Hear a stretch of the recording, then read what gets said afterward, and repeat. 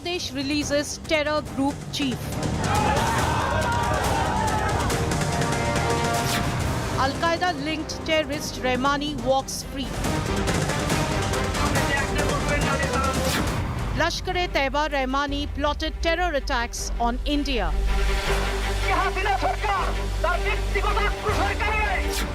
Anti-India sentiment after Hasina ouster. Bangladesh security alarm for India. It's no longer just a political challenge for India. It's a full-blown security threat emanating out of Naya Bangladesh. And I'm going to tell you how right here on India Today. Thanks for being with me. I'm Shiv. This is 5 Live. Here are the headlines first. Prime Minister Modi personally apologizes for the Chhatrapati Shivaji statue collapse in Maharashtra. Says Shivaji is a revered deity who will be worshipped always. और मैं आज sir झुका करके मेरे आराध्य देव छत्रपति शिवाजी महाराज की उनके चरणों में मस्तक रख के माफी मांगता हूं. Bengal face-off peaks. Chief Minister Mamata shoots a second letter to Prime Minister Modi on crimes against women. BJP women netas hit the streets of Kolkata. Another Kerala film industry actor booked on sexual abuse charges. Pressure mounts on booked actor CPM neta Mukesh to resign from the party. Shiromani Akali Dal writes to censor board seeking the stopping of the release of Kangana's upcoming film Emergency. Calls it an attempt to target the Sikh community. Says Kangana notorious for anti-Sikh rhetoric. No namaz breaks in Assam Assembly. Himanta scraps 2-hour namaz breaks on Fridays. Says colonial divisive practice scrapped.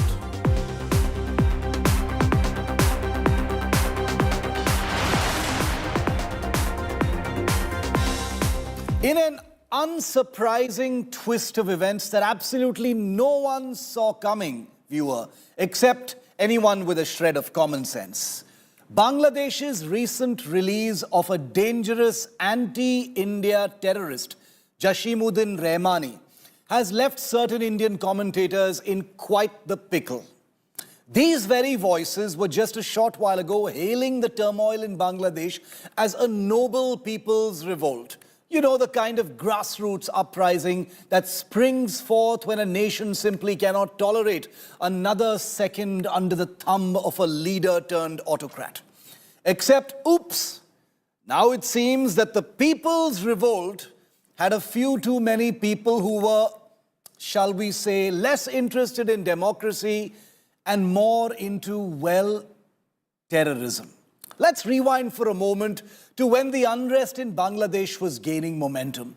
The narrative that took hold in certain Indian media circles was almost poetic.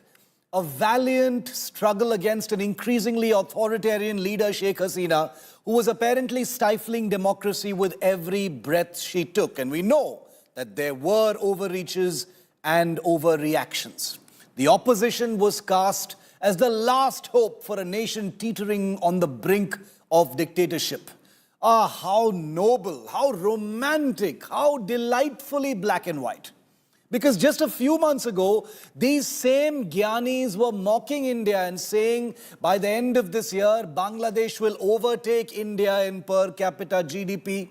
And just months later, they were celebrating the fall of the regime that made possible this big spike in Bangladesh's per capita GDP. Never mind the inconvenient little details, like the fact that the opposition in Bangladesh includes elements who've never really been fans of democratic norms to begin with. That's just background noise when you're crafting a tale of tyranny versus freedom. Who has time for nuance? Like the fact that the interim government of Bangladesh ended the ban on the Jamaat-e-Islami Bangladesh, its student wing Islami Chhatra Shibir, and all associated organizations that have alleged involvement in anti-India terrorism and huge anti-India political baggage that dates back to the 1971 war. But then came the plot twist that's only surprising if you've been living under a rock. Among those released in Bangladesh's supposed people's uprising was someone with a very particular set of skills. Skills that make him a nightmare for India. Yes, this freedom fighter, Jashimuddin Rahmani, turned out to be less about fighting for freedom and more about fighting for, well, extremist ideologies, murdering bloggers and starting terrorist sleeper cells in India's northeast. And in a shocking revelation, it turns out that his freedom isn't exactly a win for democracy. Who knew? Of course, this turn of events puts a bit of a dampener on the earlier enthusiastic support from our Indian commentariat. It's hard to keep championing a movement as the second coming of democracy when its stars start looking more like the villains in an action thriller, or, you know, terrorists. Now, instead of rousing speeches about the fall of a tyrant, about how India has misread the situation, we're treated to the sound of awkward silence, or worse, convoluted explanations about how this must all be some misunderstanding. After all, no one would intentionally support a movement that harbors terrorists, right? It must be that Sheikh Hasina has spun this narrative once again, like the autocratic villain she's been made out to be. Clearly, this is all part of her plan, a masterstroke to discredit the noble students' revolution. Or, and here's a radical thought, maybe the reality is a bit more complex than the simplistic tales of good versus evil that were being spun by our pseudo-liberal class here in India, which still holds great sway in the national grand conversation. Maybe, just maybe, the situation in Bangladesh isn't a one-dimensional struggle of oppressed versus oppressor. Maybe there is a dimension of outside help. Maybe there is a dimension of Western powers with vested interests in Bangladesh. Perhaps there's a lesson here about the dangers of romanticizing political movements without fully understanding the players involved. This is the reason why open and dangerous anti-India rhetoric is being passed off as the passions of a revolution where India and its support to an autocratic Sheikh Hasina are unignorable baggage inflaming a generation of Gen Z revolutionaries for whom India is enemy number one. This is the reason why dangerous falsehoods of India deliberately triggering floods in Bangladesh are amplified insidiously across social media, even here in India, and most certainly by the Western press. This is the reason why the clear persecution of minority Hindus is painted shamelessly as diversionary fake news, distracting from the passionate fires of change and the toppling of a grand villainy called Sheikh Hasina. A section of India's shameless political class, frustrated from being out of power for so long, has even openly warned that a Bangladesh-like situation could happen in India. Not for a moment have these shameless netas and ecosystems stopped to wonder about the depths they've plumbed just because they don't like who's in charge still in India. There is little doubt that India has a major challenge ahead with Bangladesh, one that's shape-shifting dangerously at India's doorstep. But will that stop India's commentariat from acknowledging that its misty-eyed swagat for Professor Muhammad Yunus as some messiah who will deliver Bangladesh from the hell of Hasina's hubris is just a tiny bit delusional and innocent? But that would require admitting that the earlier narrative was at best overly simplistic and at worst dangerously naive. And we all know that's not going to happen. After all, nothing says intellectual consistency in India like doubling down on a narrative even when it blows up in your face. So here's to the noble cause of a people's revolt. Just, watch out for the freedom fighters with terrorist ties. They're easy to miss when you're busy crafting that next great story. In a big security alarm for India, the new Bangladesh interim government has freed a terror group chief. The caretaker government in Dhaka, led by Nobel Peace Laureate Muhammad Yunus, released Jashimuddin Rahmani, the chief of the Ansarullah Bangla team, or ABT, an Al-Qaeda-affiliated terrorist outfit that has been trying to establish a jihadi network with the help of sleeper cells in India. Rahmani, jailed over a decade ago for murdering a blogger, was released on parole on Monday, say local reports. In the past, several terrorists linked to the Ansarullah Bangla team have been arrested in India. As recently as May this year, 2 were taken in Assam. Despite facing charges under Bangladesh's anti-terror laws under erstwhile Prime Minister Sheikh Hasina, it is telling that Bangladesh's priorities were to release Jashimuddin Rahmani. Rahmani's ABT was banned in Bangladesh in 2015 during Sheikh Hasina's rule. Later, it rebranded itself as Ansar al-Islam, which was again banned in 2017. Sources tell India Today that the Pakistan-based Lashkar-e-Taiba reportedly partnered with the ABT to carry out terrorist attacks in India's northeastern states. LET's collaboration with ABT dates to 2022, when the latter attempted to establish a base in Bengal with the aim of launching attacks in India. Intelligence inputs from 2022 also indicate that around 50 to 100 ABT cadres were planning to infiltrate into Tripura. Chief Minister of Assam, Himanta Biswa Sarma, said that ABT jihadis weren't using regular communication tools but highly encrypted devices to avoid getting detected. Sheikh Hasina's regime saw a crackdown on anti-India forces in Bangladesh that found a safe haven during the earlier Bangladesh Nationalist Party, Jamaat-e-Islami regime from 2001 to 2006. As the Sheikh Hasina regime was overthrown following violent nationwide protests, India's worst fears that terrorists would be released is now coming true. Coinciding with Hasina's dramatic exit on August the 5th, some jailed leaders of the terrorist group were also freed by an armed mob attack on a high-security prison in Sherpur on August the 6th. More than 500 inmates escaped, one of them being Ikramul Haq, alias Abu Talha, the India operations head of the Ansarullah Bangla team. He had been arrested in Dhaka last year based on Indian intelligence inputs. These developments are worrisome for India at large and the Northeast in particular.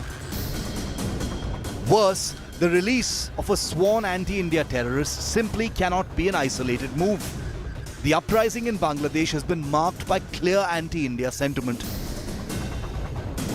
Right after Hasina's re-election in January, a call for a boycott of Indian goods gained momentum on social media. The recent devastating floods in Bangladesh have also been falsely blamed on India. The release of an anti-India terrorist, therefore, cannot be seen in isolation, but part of a larger plan. And that is worrying for India. Bureau Report, India Today. And joining me live from Dhaka is Ahmed Hussain. He's a well-known Bangladeshi writer and journalist. He's just written a very, very balanced, very illuminating piece for Indian digital media, where the headline is Bangladesh Jamaat-e-Islami cannot go far with anti-India rhetoric. It must address its 1971 role. Ahmed, welcome. Thank you for your time here on India Today. The Indian government, the Indian system, Ahmed, is looking at various things happening in Bangladesh, with a certain degree of alarm. The support to the Sheikh Hasina dispensation earlier has obviously triggered a great deal of anger that continues to be there, in the political system of Bangladesh. But I want to ask you straight, with the release of people like Jashimuddin Rahmani, the unbanning of the Jamaat-e-Islami, they're not the same thing, of course. What, in your view, should be India's next step? It's a tricky situation as India tries to take its next steps with the new dispensation in Bangladesh. I think India should make new friends. The problem is with India's foreign policy. It's a huge problem that it's very myopic in vision. It used to be like this. And throughout the last 15 years, all India has done, India has put all its eggs in one basket. And I think Indian bureaucracy has some degree of inefficient behavior in it too. Imagine someone like myself. I wrote a book in 2008. My book was published from Delhi. It was an anthology of South Asian writing. And I regularly write in the international media, but I have never been approached by the Indian High Commission in Dhaka. I was never invited. No one actually wanted to talk to me. What they did, they basically talked to their own people, a small coterie of people, and they got the information from there. They had very little clue whatsoever what is going on in Bangladesh and how things are moving on, how things are progressing, the way the dynamics have changed in the country. So India should actually, I believe that they should reach out to new friends, should make new friends, and should make new friends in the progressive area of the country. Bangladesh is booming with young people, with great ideas and great thinkers, great minds, who are not essentially anti-Indian. Some of them are against the establishment. They are as they are against the established Bangladesh establishment as well. India should reach out and make new friends in Bangladesh. And the question of Ramani that you talked about, Ramani is basically, he's an ideologue of a group which is affiliated with Al-Qaeda. It's not only just a mere terrorist group. We are talking about a group which has Al-Qaeda affiliation. And they were quite open about it.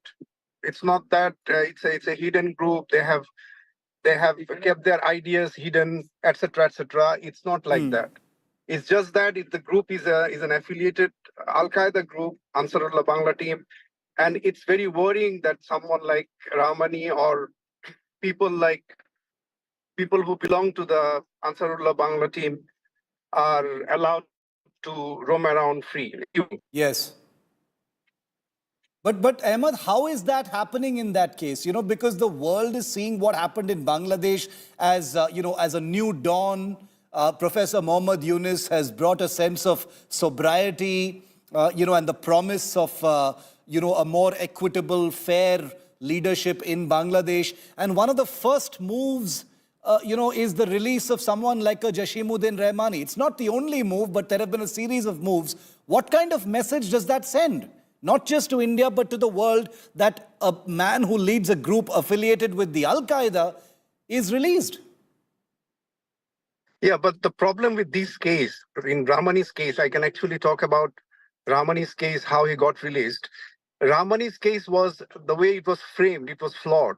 And it was basically a miscarriage of justice. Ramani actually should have been tried for a slew of charges.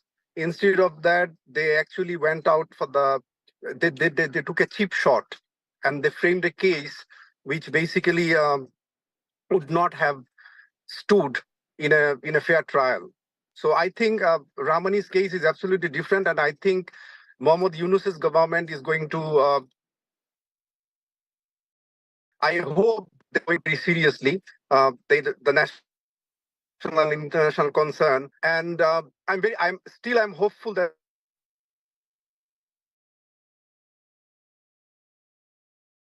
as long as these extremist groups and will address the concerns of India and other political actors that are active in the region.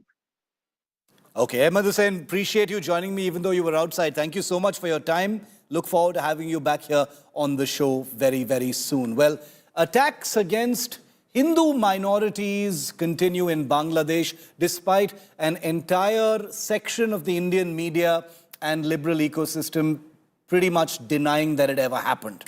While battling flood mayhem, the Hindu community in Bangladesh, in one part of the country, claims that they are being denied relief by the Mohammad Yunus caretaker government in Dhaka. In one particular viral video reported on by India Today's Ashutosh Mishra, who was in Bangladesh until a few days ago, a Bangladeshi Hindu is seen standing on a rooftop waiting to be rescued, but is left stranded. He claims rescue officials are ignoring Hindus during the relief operations.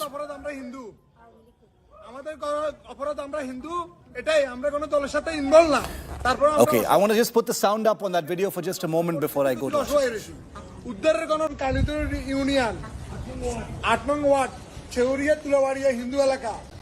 ত্রাণের কোন লোক আমরা আমাদের চোখে পড়ে নাই এই পাঁচটা আপনাদেরকে দেখছি আমরা অনেক লোক আলোক দিয়া মহেশপুরের দিকে যায় এটা হিন্দু তখন একটা ট্রলার ঘুরাই ওরা আবার ব্যাক করে নিয়ে যায় কারণ আমাদের অপরাধ আমরা হিন্দু এটাই আমরা কোনো দলের সাথে ইনভলভ না তারপর আমরা অসহায় কিন্তু আমরা এখানে আসলে সবগুলো পরিস্থিতির গতিতে অসহায় রয়েছি। উদ্ধারের কোনো লোক হেলিকপ্টার উপরে উঠতেছে, কিন্তু এখানে যাচ্ছে না। এখানে আমাদের এখানে খুলনাইয়া বরিশাল ওরা কিন্তু ইউনিয়ন 8 নং ওয়ার্ড ছেউরিয়া তুলাবাড়িয়া হিন্দু এলাকা, ত্রাণের কোন লোক আমরা আমাদের চোখে পড়ে নাই। এই পাঁচটা আপনাদেরকে দেখছি আমরা অনেক। You see in this video, the man you see in this video alleging that that there is selective rescue and relief work going on, and that the Hindu community in Bangladesh is being ignored even during flood rescue operations, is live right now with India Today's Ashutosh. Ashutosh, over to you. Live conversation. Well, Shiva, more importantly, we have bring out this report from social media platforms. I have been getting SOS messages from Bangladesh. And on your screen, you see two members from the Hindu community. One is wearing mask, who's in Dhaka at the moment, and we need to protect his identity because there could be a threat. Is a face, is a member from the another community. And in the second window, you see Nilay. Nilay is a member from the Hindu community. He is from the very much Feni district. Remember the video that was gone viral was from Feni district. State taking this question to Nilay. We have seen this video that several areas, the Hindu members are saying that all the relief rescue works are being diverted to the other areas. And because of they being Hindu, the help is not reaching to them.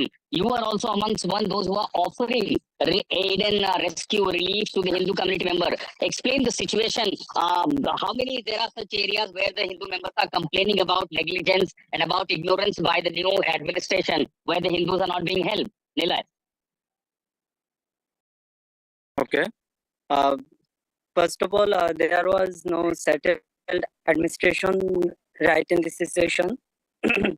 The water level was so high. I have seen this video that in that video people are saying if they just because they are Hindus, they are ignored from the relief. Actually, that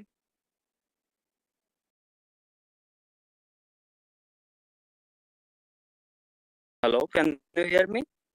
Yeah, I can hear you. Please go on. Okay. Actually, that's not always correct. For my perspective, yes, I cannot say that this is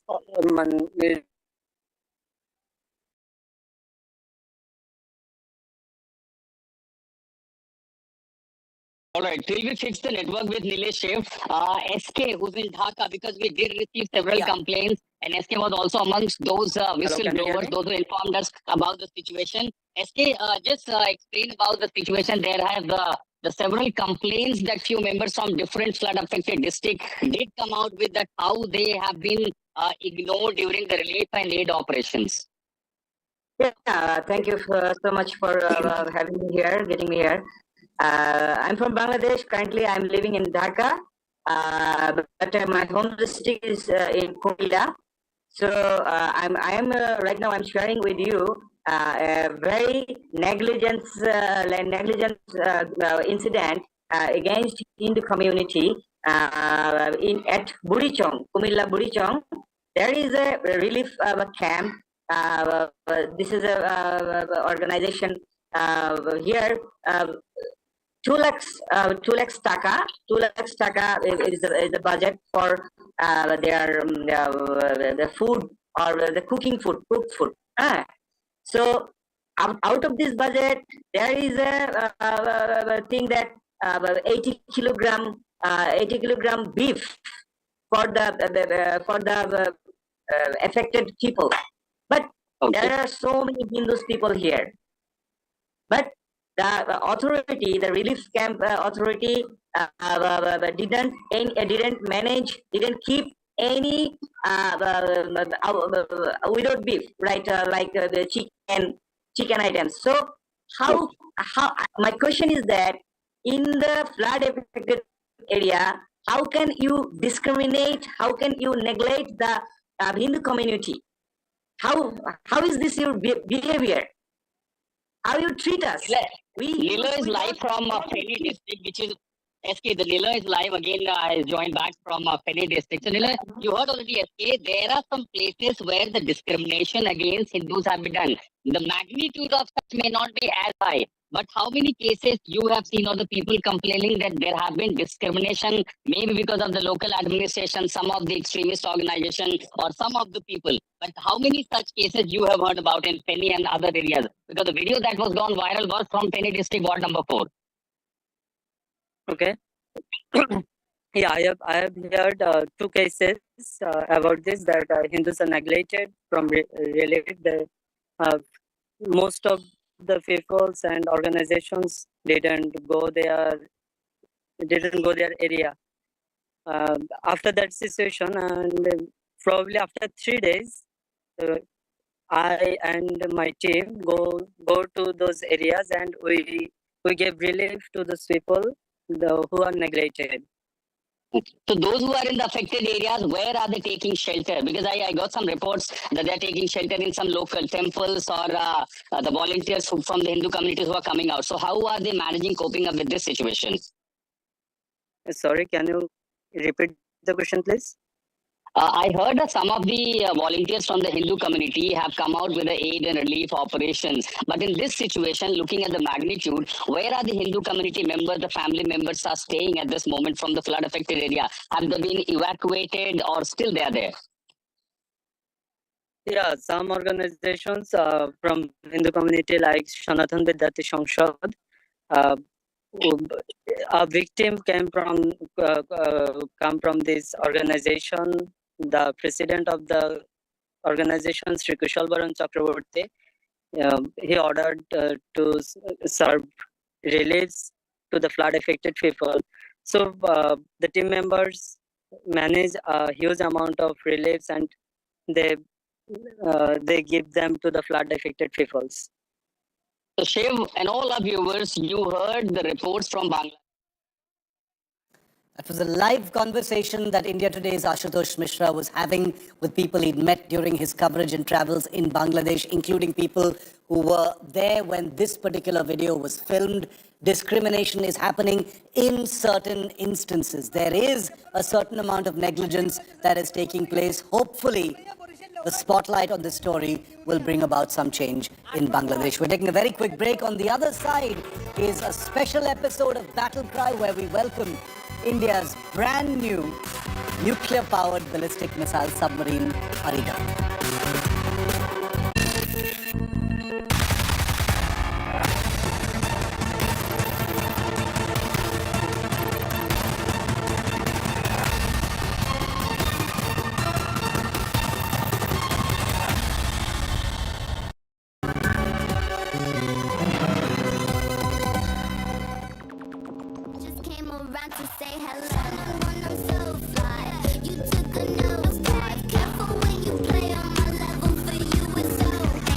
Motorola Razr 50 Ultra. Flip the script. Hello, Moto.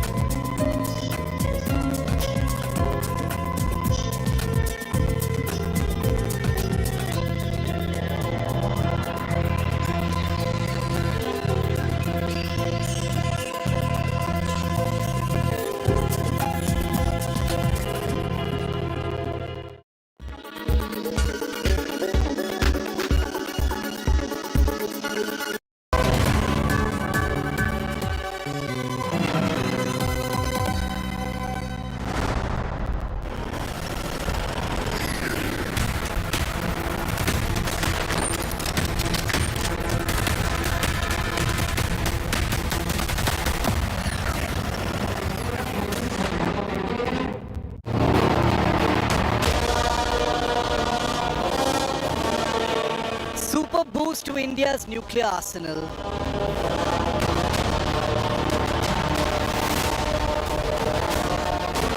Second Desi nuclear submarine inducted.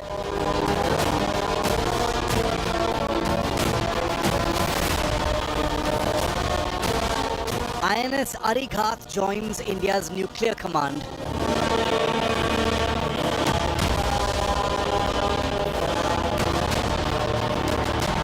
Arighat wields long-range nuclear weapons.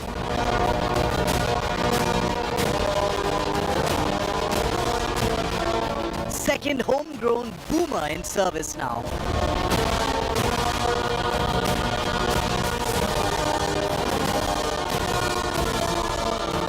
India's big nuclear message unveiled.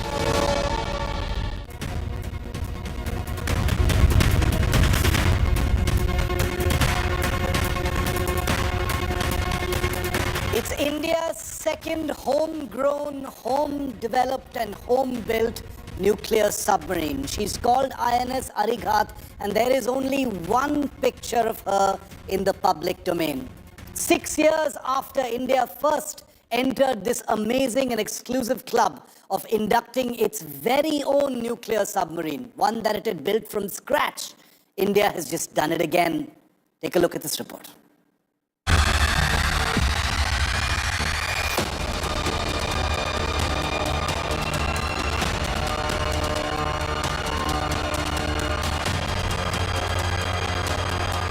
This grainy, distant image taken from Visakhapatnam's Ramakrishna beach is the only public image of INS Arighat.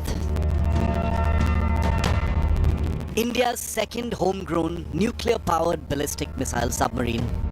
Her silhouette breaking the surface of the Bay of Bengal for this single, haunting, intriguing frame.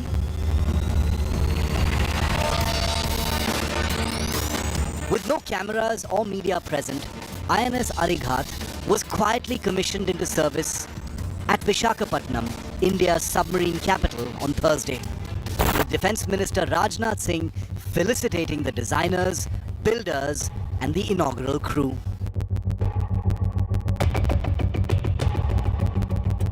Entering service 8 years after India's OG nuclear-powered ballistic missile submarine INS Arihant entered service, the similar-sized but significantly improved INS Arighat marks a crucial advancement in India's strategic defence architecture, reflecting India's commitment to maintaining a robust and credible nuclear deterrent.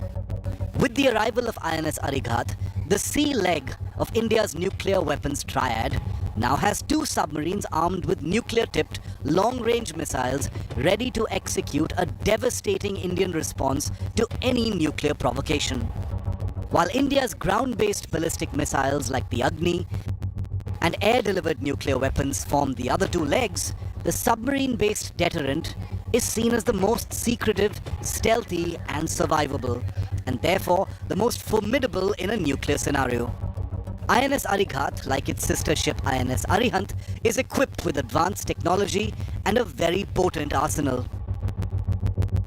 The submarine is believed to be carrying up to 12 K-15 Sagarika missiles, which have a range of up to 750 kilometers. Additionally, it may also be equipped with the longer-range K-4 ballistic missiles, which can strike targets with nuclear warheads up to 3,500 kilometers away. This range extends India's strategic reach, enabling it to target adversaries from the depths of the ocean, thus ensuring a credible deterrence. The submarine is powered by a nuclear reactor, allowing it to remain submerged for near limitless periods, unlike conventional diesel-electric submarines of the kind used in conventional operations. This ability to stay underwater for longer durations makes it less detectable and enhances its survivability, a key factor in its role as a strategic deterrent. The induction of INS Arighat has profound implications for India's strategic posture, particularly in the Indo-Pacific region.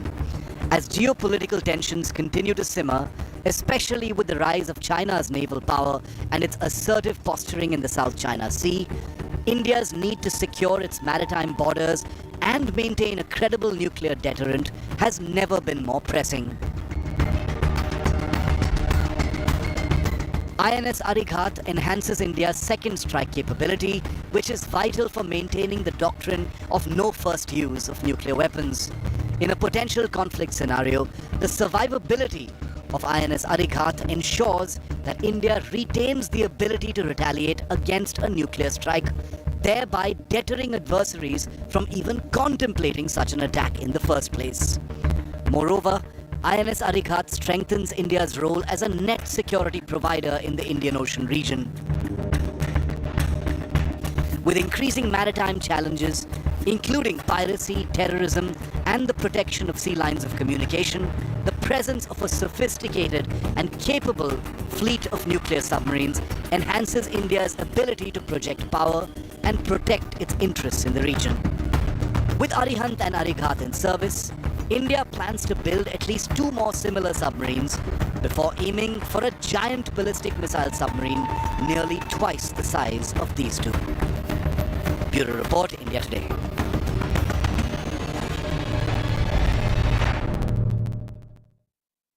And joining me live to speak more about the arrival of INS Arighat, the significance and the effort it has taken to reach this momentous day when India now operates 2 made in India, designed in India, ballistic missile submarines, nuclear-propelled ballistic missile submarines, is Commodore Anil Jaisingh. He's a veteran submariner, Vice President of the Indian Maritime Foundation as well. Commodore Jaisingh, welcome. Thanks as always for your time on an important, sensitive and little understood topic.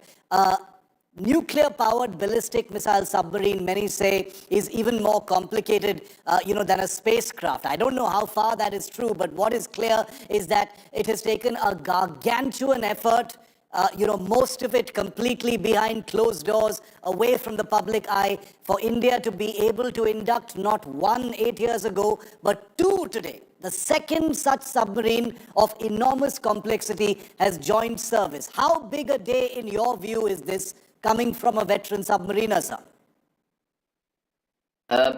Thank you very much. It's always a pleasure to be on your program. As far as the induction of Arighat goes, I think it's a very significant day in the annals of Indian history and for India's maritime security capability, or not maritime security, national security capability. It lends a lot of teeth to our strategic posture. We have had one SSBN since 2016-17, that was INS Arihant, and INS Arighat joining the naval fold has certainly greatly enhanced our strategic deterrence capability, because 2 is always better than 1, particularly when it's in cases of SSBN, it's a tremendous exponential leap actually in capability. But I think what is very significant about Arighat's commissioning is that SSBN technology is something that nobody shares with anybody else. And so we've had to go about it on our own.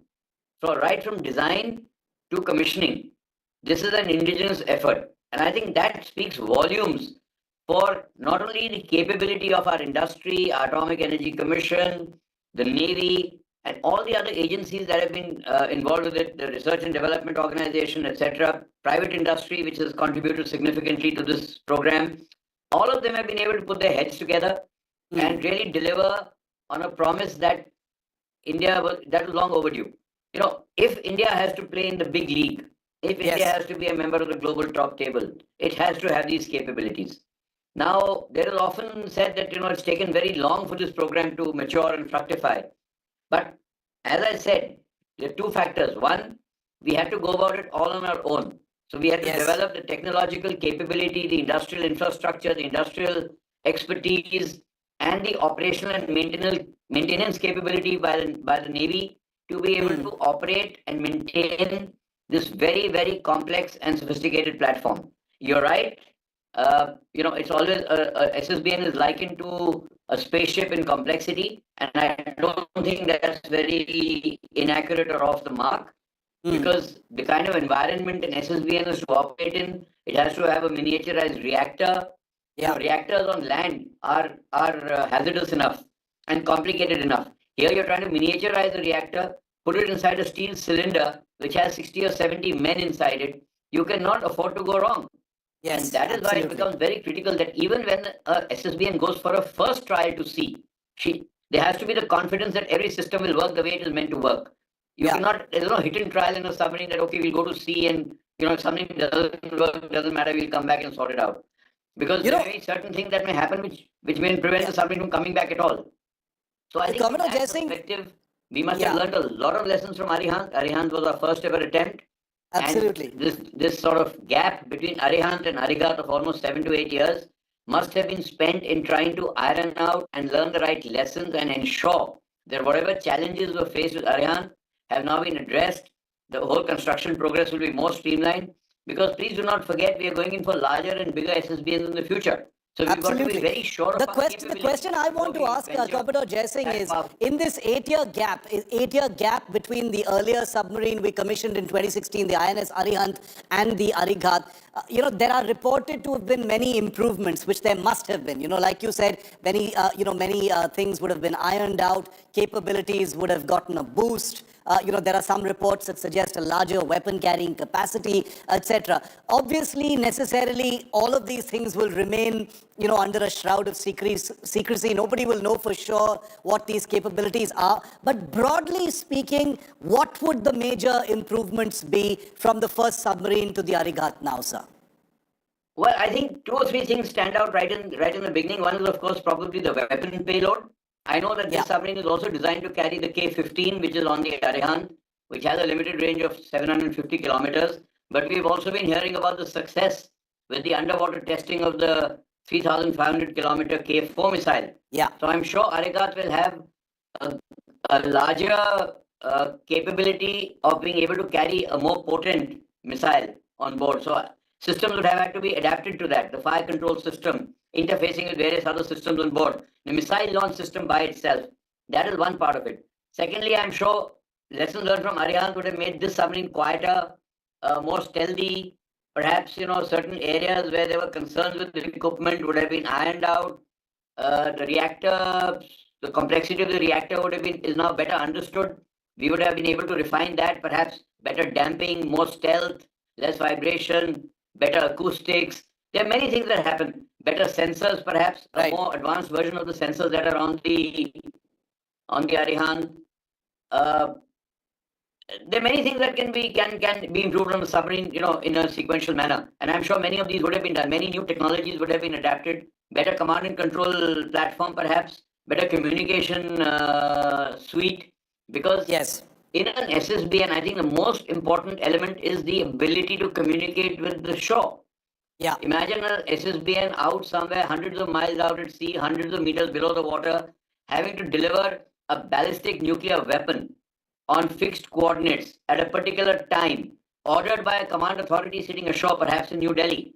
Now, that sort of robust ecosystem of communications and command and control needs a major sort of workup. It's not something that's going to happen naturally. There must have been issues with that. So all these things would have been ironed out. If you remember, in 2018, Arihant went for a first deterrent patrol. That must have been first time the submarine was sent out to test its complete command and control ecosystem of the country, not so much of the submarine. Because delivering a weapon is one thing. Submarines are designed to fire weapons, the missile can be fired. But a ballistic nuclear missile is a whole different ballgame. And also, beyond a point, if the commanding officer is being ordered to launch a weapon, it's not something that can be stopped last minute and said, oh, don't launch, sorry, we're making a mistake, or sorry, we gave you the wrong coordinates. So it's a very complex structure that has to be put in place, a very complex architecture that has to be put in place to ensure that the submarine, for the purpose for which that SSBN is deployed, it is able to fulfill that objective successfully. Otherwise, the credibility of your entire nuclear weapon capability comes into question. So I think these are the things that they must have worked on a lot, addressed many of the issues that must have come up, and done extensive sea trials to ensure that once she's commissioned, she is fully combat capable and fully capable of going on a full-fledged deterrent patrol, armed and with all the command and control ecosystem in place. Is there, the differences between a conventional submarine and a nuclear submarine, we've explained that to our viewers, Commodore Jai Singh, but, India and Indian sailors, Indian crews have had a few years getting used to the very, very real differences in deployment in a nuclear submarine where you stay submerged, for much longer periods because that's what nuclear propulsion allows. How different is it? Is India now a true blue nuclear submarine wielding force? Yes, I'm sure it is because, two SSBNs is quite an achievement. I mean, don't forget, we are now the 6th nation in the world capable of building and operating our own SSBNs. So, and we've also proved that Arighat was no flash in the pan. It was a well thought out program which took its time to mature, obviously, because, India is not a rich country. We would have had financial constraints, we would have had resource constraints, we would have had technology constraints.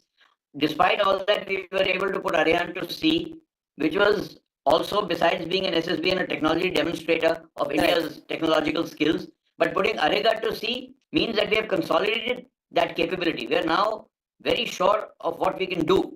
And this augurs very well for the future SSBNs that we are planning to build, the bigger ones with more capability. So I think from that perspective, it's very important. As far as the habitability and the crew's sort of approach to nuclear submarine goes, we've trained our nuclear submarine crews considerably. We got the Chakra from Russia on lease for many years. We sailed that, so people learned the complexity of operating a platform like this at sea, the challenge of staying at sea for long durations, much longer than we do in SSKs. Of course, SSKs, being much smaller, the conventional diesel electric boats have their own challenges of space. The spaces are very confined. The SSBNs definitely have more space. The habitability is better. So all that is there, but nonetheless, spending 3 months underwater or 4 months underwater is a lot more than spending 30 to 40 days underwater. So I think the crews are well trained. The crews already were trained submariners, so it's not that they had to learn the ropes of submarining. They've just had to adapt their sort of submarining habits to now operating on a nuclear submarine. So I think from that point of view, we wouldn't have faced much of a challenge. We've spent a lot of time training our crews, training our commanding officers, executive officers, other officers, and the men. So as far as manning goes, I don't think operating SSBNs is going to be a challenge for us. Now, from the perspective of our capability, you said, are we truly a blue water submarine navy? Well, I wouldn't go so far as to say that because we still do not have an SSN capability. Now, an SSN capability is an integral part of any blue water navy because the SSN becomes your cutting edge frontline offensive weapon. Absolutely. Which is capable of being deployed anywhere at any time. It can do high speeds for any duration of time. It is very stealthy and it packs a major punch, even though it carries only conventional weapons. So I think we don't get our SSNs, which is also a program that I understand is on the anvil. I think only once we have a complete SSN, SSBN, and SSK capability would we really say that we're a true blue submarine operating navy. Commodore Jai Singh, always a pleasure. Thank you for your inputs and your wisdom on this complicated story, helping us and our viewers understand what INS Arighat means, but also asking those important questions about what it's going to take to move to that next level. Thank you very much, Commodore Anil Jai Singh, for being here with us on Battle Triad. Thank you. I remember. Thank you very much. Thank you very much, sir. INS Arighat is in service. It's a beautiful submarine, highly technologically advanced, but as a nuclear deterrent, the heart and the soul of the deterrence value of the submarine is, of course, in its nuclear weapons. India has a vast submarine-launched ballistic missile program that now will be at the very core of INS Arighat. Take a look.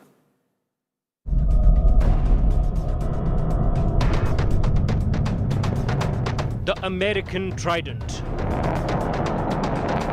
and the Russian Bulava. Two of the world's most destructive missiles. Both weapons of mass destruction. Last resort options. Launched from lurking nuclear-powered ballistic missile submarines or SSBNs. We've just given you a comprehensive overview of India's own SSBNs. And now we tell you about their current and future weapons. INS Arihant carries 4 of this missile you see here. The K4, The missile, a derivative of the Agni-3, is nuclear-tipped and operational with India's nuclear deterrent. Sporting a range of over 3,500 kilometers, an extended range version called the K5, a derivative of the Agni-5, is also understood to be under development and could be tested soon. The second is the K15, officially designated B5, commonly referred to as Sagarika. The nuclear-capable K15 is also active on INS Arighat and sports a range of 750 kilometers. But the true deterrent, an intercontinental range ballistic missile for India's SSBN fleet, is taking early steps towards development testing. In 2017, the DRDO flagged off its K6 SLBM project, a missile with an ICBM-like range of 6,000 kilometers. This three-stage solid fuel missile is said to be completely different from the K4 and K5. It will be ready in a few years from now. These new missiles, over 12 meters tall and over 2 meters in diameter, will carry a 3-ton warhead. The K6 will ensure that the future Indian SSBN's bastion area will be within the Bay of Bengal, from where it can target all its potential adversaries. So while India's nuclear submarine deterrent is being developed at full speed, its nuclear teeth are in top gear as well. As always, the true strength of such weapons is in India never having to need them. Because should such a situation come to pass, it would mean that the world is already in an apocalyptic war.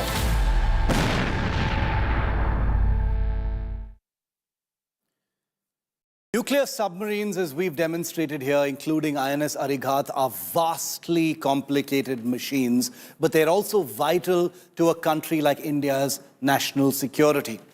Think of conventional attack submarines and nuclear-powered attack submarines as fighter aircraft, but nuclear-powered ballistic missile submarines are basically bombers. They're the last resort when the balloon, the nuclear balloon, actually goes up. But why are nuclear submarines so important for India? Take a look.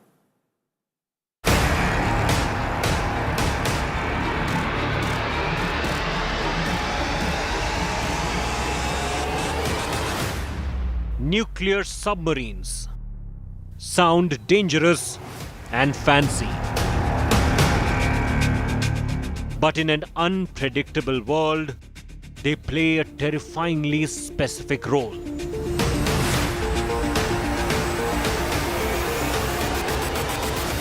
Diving the depths of ocean, modern-day nuclear submarines are virtually impossible to detect. Hiding deep, the strategic variety carry long-range nuclear missiles, giving a nation the devastating last word in an unthinkable nuclear conflict.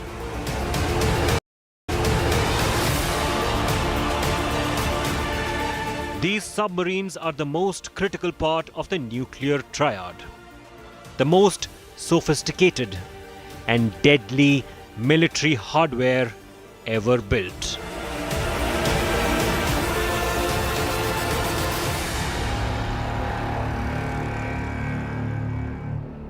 A little history first. In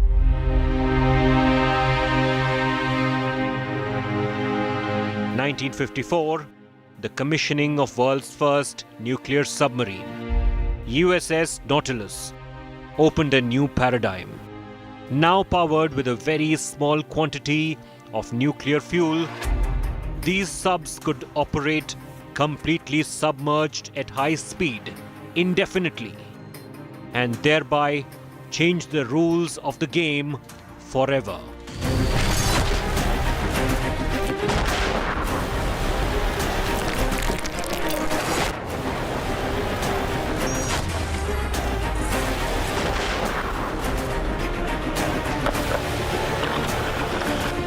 Armed with long-range submarine-launched ballistic missiles, these black giants are the ultimate deterrent.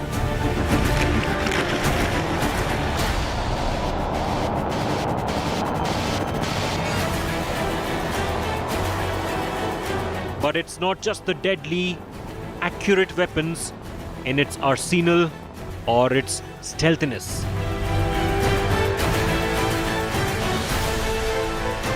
What makes them the most vital cog in the security matrix is its ability to hit back, and hit back hard when all other options are not available.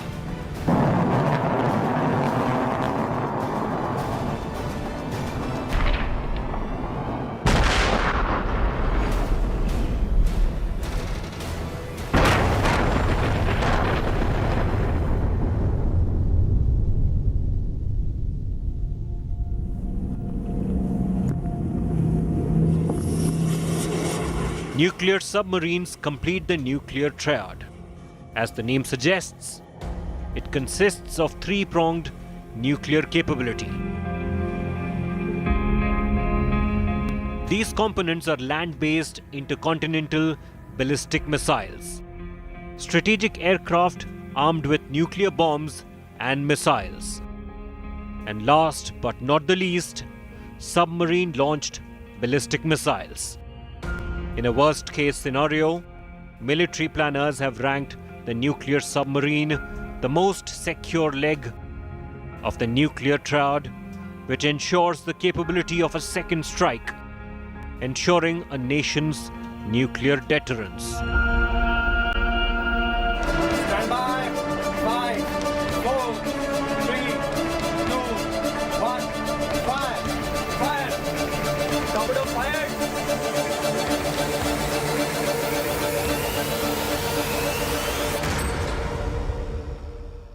A submarine is a perfect weapon, carrying weapons of mass destruction in its belly and capable of giving the knockout punch to the enemy without ever being detected, in an unthinkable situation of a world in a nuclear war.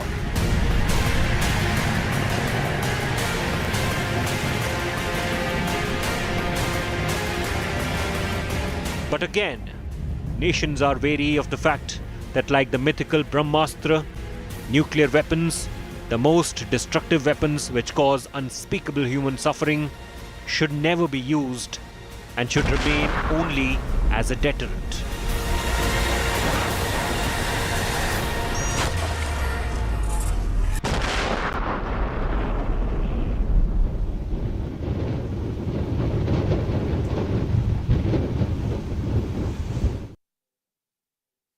And remember, the beautiful irony of a system like the INS Arighat is that it is only powerful if it never ever needs to be used.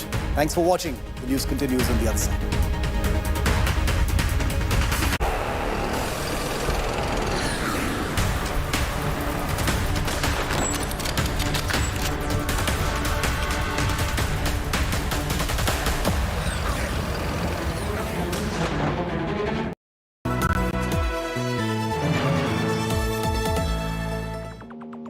Just came around to say hello.